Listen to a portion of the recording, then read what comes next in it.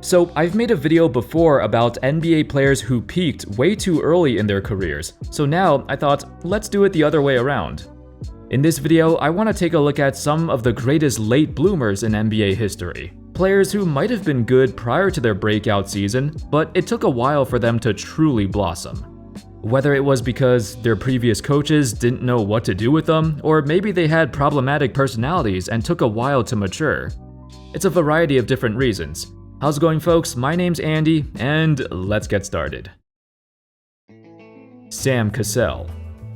Cassell had such a long career as he was part of the Rockets' back-to-back championships in the mid-90s, playing alongside Hakeem Olajuwon. By his final season, he won a championship with the 2008 Celtics.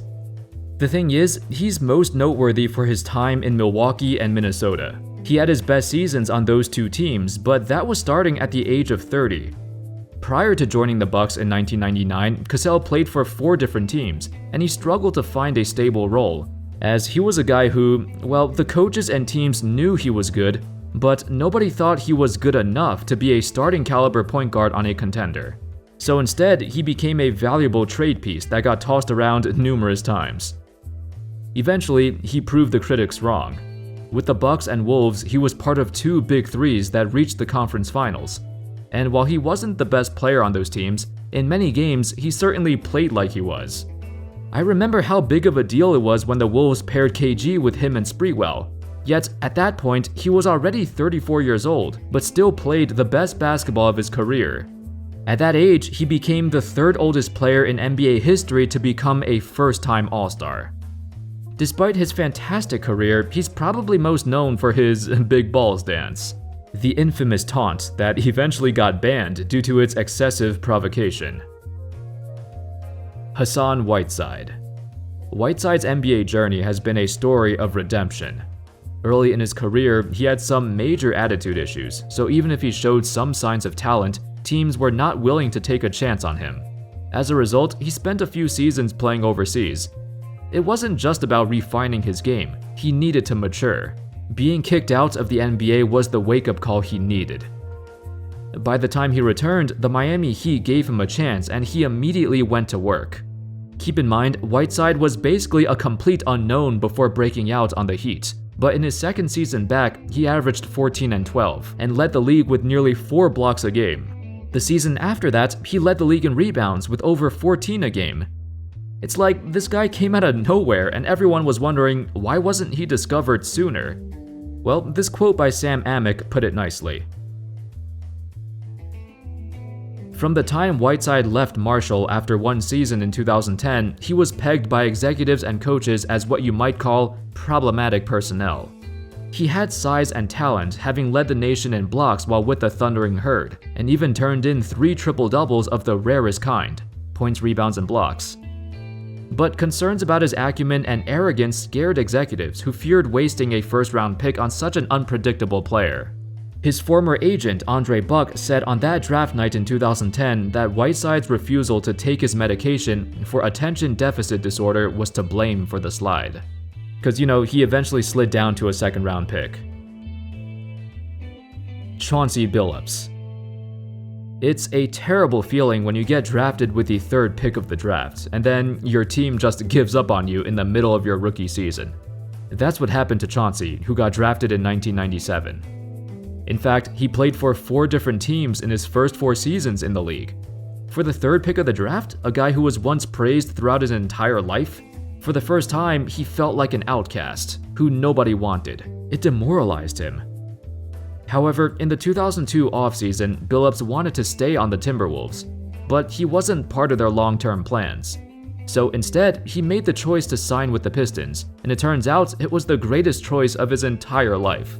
It was in Detroit where he got the chance to show what he's capable of. We all know how this story turned out. 6 straight appearances in the conference finals, plus the championship in 2004.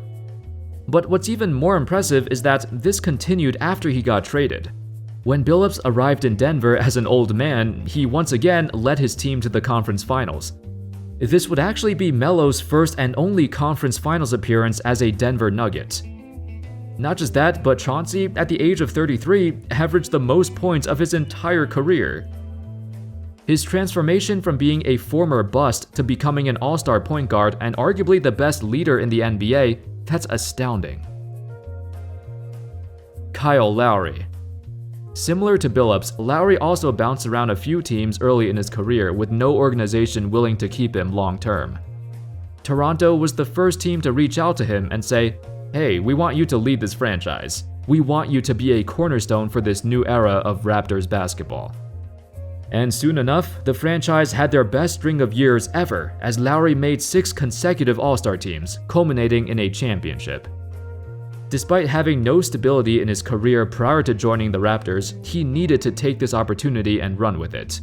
If he did not show progress in his first few years in Toronto, he would have went back to being a journeyman. Thankfully, that didn't happen. Dennis Rodman. Maybe putting Rodman on here is cheating a little bit, because he entered the NBA at the age of 25, and he quickly became an iconic player in Detroit. But the thing is, all those gaudy rebounding seasons, they didn't come until he reached the age of 30. From age 30 to 36, he led the league in rebounds for 7 consecutive seasons. It was usually by an astronomical margin as well. Some seasons, he grabbed over 18 boards a game. For a guy who's 6'7", 210 pounds, that's just unimaginable, especially during an era of giants. Even on the Bulls, by his mid-30s, he was still racking up those first-team All-Defense nominations.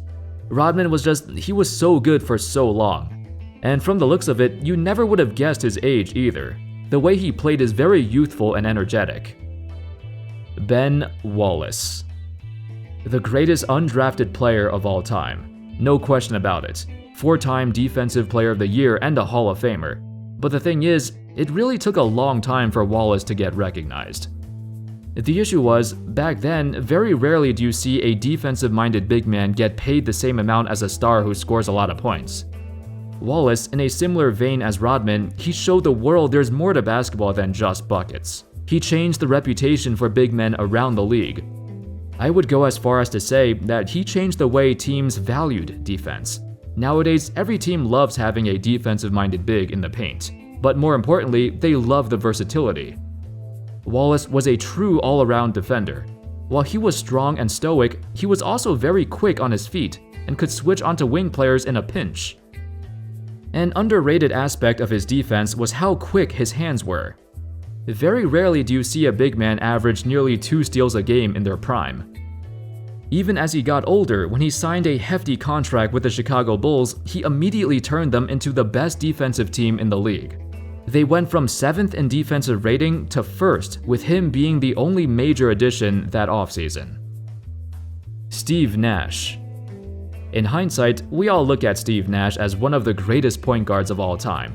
But we started saying that after he joined the Phoenix Suns in 2004. By that time, he was 30 years old, and while he was good in Dallas, he was not considered anything more than a normal all-star. So when Nash first arrived in Phoenix, there wasn't much fanfare. People knew who he was, they just didn't know he was this good. In his first season there, the Suns went from 29 wins to 62 wins, first in the conference, with a style of play that captivated the entire world. They quickly became the most exciting team in the league, during an era where slow-paced, ball-dominant ISO players were quite common. Everyone loved this change of pace, they loved watching the Suns. Nash became unequivocally the best point guard in the league for a few years, as he won back-to-back MVP, and led the league in assists for 5 different seasons. This begs the question, what if he had this opportunity when he was younger? A lot of people credit Mike D'Antoni's offense for Nash's success, and it did have something to do with it. But there's nothing wrong with that. He needed to play in this system for his game to truly flourish. It was a match made in heaven. Hakeem Olajuwon. Okay, you might be asking, what? Why Hakeem? The dude was a star right when he came in. He even reached the finals in his sophomore season. Why is he a late bloomer? That's all true, but Hakeem really did not reach his full potential until much later in his career, by his early to mid-30s. In his younger days, he was quite the hothead, regularly confronting his coaches and not being a good teammate or leader. He was even seen as being selfish, only trying to get his own numbers, and only caring about his contract negotiations. Actually, he demanded the Rockets trade him on multiple occasions, and they were so close to doing so. In 1992, the tension reached an all-time high. An article described it like this: "Despite Olajuwon's play, the Rockets had settled into mediocrity since the team's trip to the NBA Finals in 1986. Houston didn't win a playoff series from 1988 through 1992. Because of stagnated contract negotiations, many thought he had played his last game for Houston at the end of the 1991-92 campaign. However, they eventually resolved this, and Olajuwon came back better than ever. In the following 3 seasons after 1992, he had the best scoring years of his career. It was then where he displayed his patented dream shake.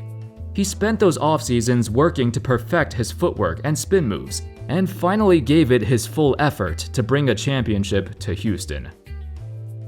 Now, I'm not sure if Hakeem really fits onto this list like the rest of the guys I mentioned, since he was pretty damn good when he came in, but it was his later years when he solidified himself as an NBA legend. Anyway, that's all folks. Those were 8 of the greatest late bloomers in NBA history. I'm sure there's a lot of other players I didn't talk about, and they could fit this list too. Maybe even some current players. Let me know in the comment section which current players do you think will eventually have a breakout year and will become late bloomers. Thank you all so much for watching. I hope y'all enjoyed the video, and of course, as always, I'll see you next time. Peace.